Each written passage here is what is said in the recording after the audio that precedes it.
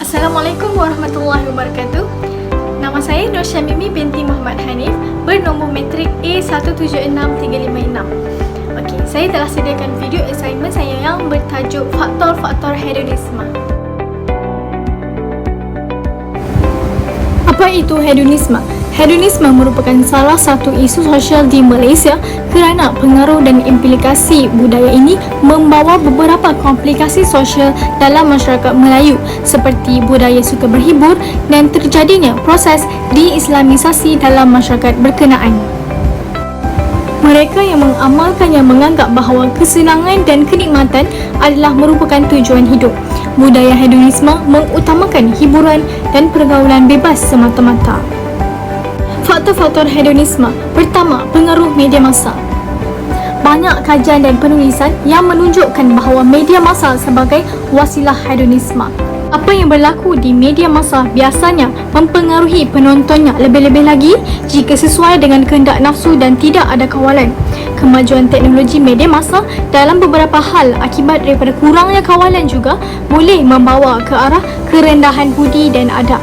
Justru, melalui perkembangan media massa, pengaruh budaya hedonisme ini dapat menular ke negara ini dengan begitu mudah.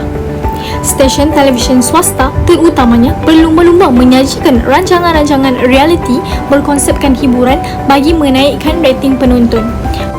Faktor yang kedua, wujudnya pelbagai pusat hiburan dan pusat perjudian.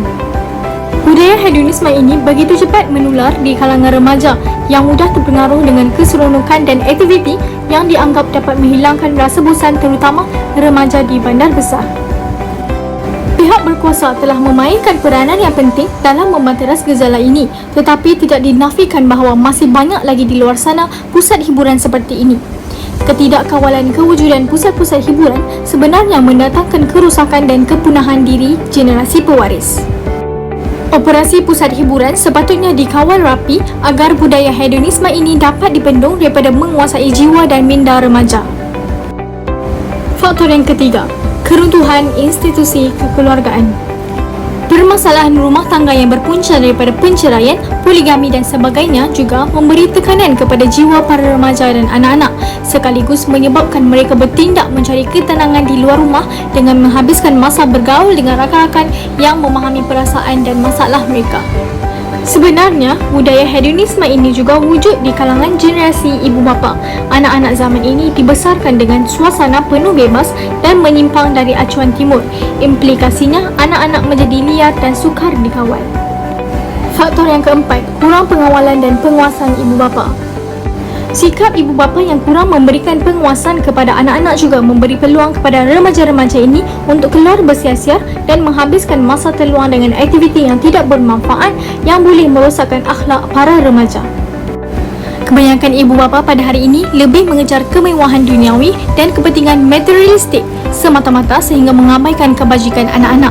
Ekoran daripada sikap ibu bapa tersebut, anak-anak pasti yang terbiar tidak mendapat perhatian dan kasih sayang yang sepenuhnya. Faktor yang kelima, kurang pegangan agama. Apabila pegangan agama masyarakat, khususnya golongan muda tidak teguh, mereka tidak akan mendapat ketenangan jiwa dan inilah menyebabkan mereka mudah terjerumus dalam kancah budaya hedonisme ini. Kesan globalisasi dunia tanpa sebadan menjadi punca kepada budaya keterlaluan hedonisme sehingga ada yang menghalalkan cara hidup barat yang sekaligus bertentangan dengan ajaran agama Islam. Faktor yang keenam, pengaruh rakan sebaya. Pengaruh rakan sebaya yang mempunyai gaya hidup yang sama telah mempengaruhi belia remaja terhadap budaya hedonisme. Faktor ini adalah penting dalam pembentukan tingkah laku belia. Dalam hal ini didapati rakan sebaya memainkan peranan yang penting bagi mencorak gaya hidup dan gaya berfikir seseorang individu. Pengaruh rakan sebaya pula berterusan peranannya pada segenap peringkat umur. Faktor yang ketujuh adalah penjajahan. Sewaktu penjajahan berlaku, dasar budaya barat dilaksanakan berselindung di sebalik istilah pemodenan, kemajuan dan pembangunan. Di sebalik istilah inilah barat berselindung untuk menyebarkan nilai-nilai kehidupan, pemikiran, pendidikan, kemahiran teknologi dan sejarah barat. Dalam merealisasikan penjajahan budaya ini, nilai-nilai tamadun barat dijadikan ukuran sejagat ke atas tanah jajahan dan dalam masa yang sama turut berlaku pemaksaan idea, ideologi, nilai, pegangan amalan dan gaya hidup barat. Tidak hairanlah jika sebuah negara bekas jajahan barat mengamalkan apa yang ditinggalkan oleh penjajah mereka. Hasilnya, masyarakat Islam menganggap budaya hedonistik sebagai satu perkara yang sudah menjadi adat dalam kehidupan mereka dan dari sini muncullah gejala-gejala negatif sebagaimana yang sering tersiar melalui dada-dada akhbar maupun penulisan yang berkaitan dengan gejala ini. Faktor yang terakhir adalah gaya hidup dan gaya pemikiran yang berbeza. Pelbagai konsep dan cara hidup seperti cara hidup minum arak, melepak, mengunjungi pesta liburan, seks bebas, parti liar dan sebagainya. Secara jelasnya, konsep yang dikemukakan itu hanya mementingkan kepuasan nafsu semata-mata tanpa wujudnya sebarang panduan atau batasan tertentu, terutamanya ajaran agama. Melihat kepada situasi masyarakat pada hari ini, dapat disimpulkan bahawa budaya ini telah berjaya mempengaruhi kehidupan masyarakat pada hari ini, terutamanya golongan remaja.